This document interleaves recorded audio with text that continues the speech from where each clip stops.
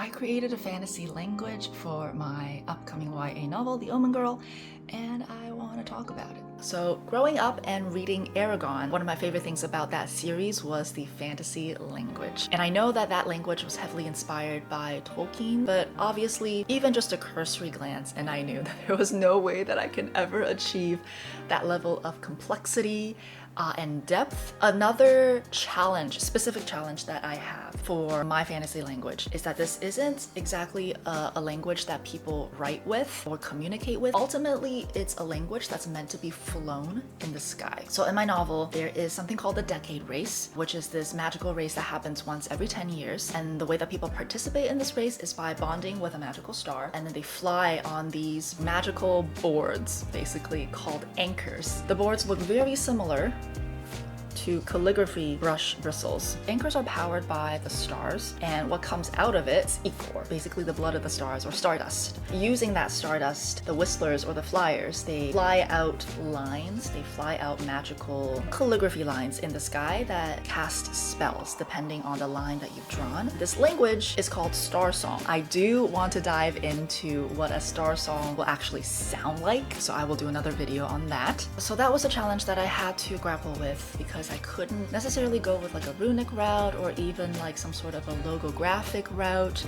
or like a hieroglyphic route, right? Like those systems have too many breaks, too many strokes, too much complexity. As a flying system, it just makes it really difficult. And that's when I came across something called koi lang or koi writing. It's by someone called Koa, I believe. It's comprised of koi drawings and ripples, and it is so magical. It was smooth and beautiful and visual. That's exactly what star song needs as its base. It needs to be fluid, it needs to be visual and connective. As I researched some more, I finally came upon something called the unalome or unalomi, depending on how you pronounce it. It is a spiritual symbol with deep roots in Buddhism and Hinduism. It represents the path to enlightenment. People get tattoos of it all the time. The moment I saw it, I was like, yes, this is exactly what the star song needs to look like. It looks like a single line almost, which means that it's very, very doable to fly. So this is what I came up with. This is the star song version of the word bird song. In the ancient dialect, it would be called ear agnia instead of bird song. So I divided it into 3 sections. The beginning form consists of like dots and breaks and circles and pops and things like that. Middle forms consists entirely of the little loops, the kind of infinity loops. And then the ending form consists of very large swirls, very large flourishes and curves. Visually speaking, the big flourish is the big hello, I am here of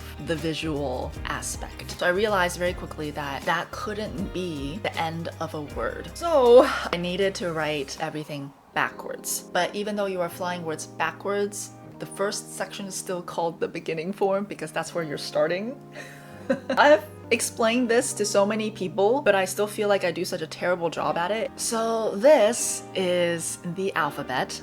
But as you can see, it's not laid out in the traditional English alphabet of A, B, C, D, E, F, G. It is based very heavily on Pinyin, which is the romanization system used to learn Mandarin. It's what I grew up with as a kid sitting in class. B, P, M, F, D, T, N, L is always said all the time. So let's show you guys what I mean. According to Google, one of the most common English female names in Canada and the US is Olivia.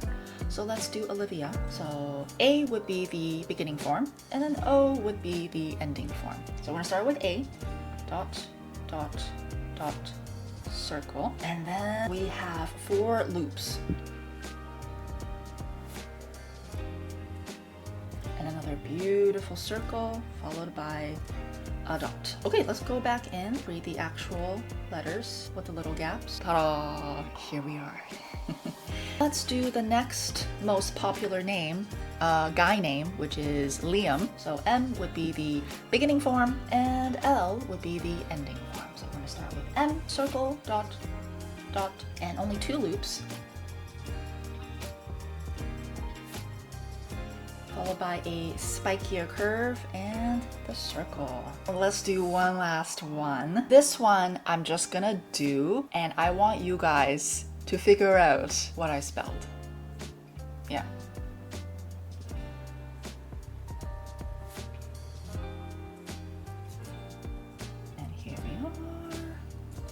looks very beautiful.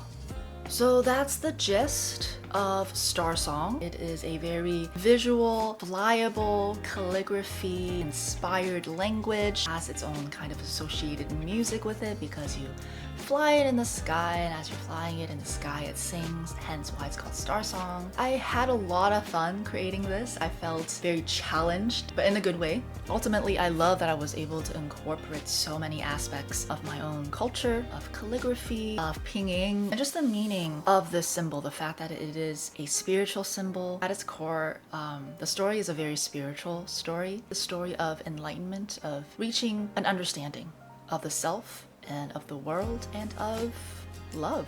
So thank you for tuning in. It's been half an hour now. I'm gonna go edit this video. I will see you guys in the next one.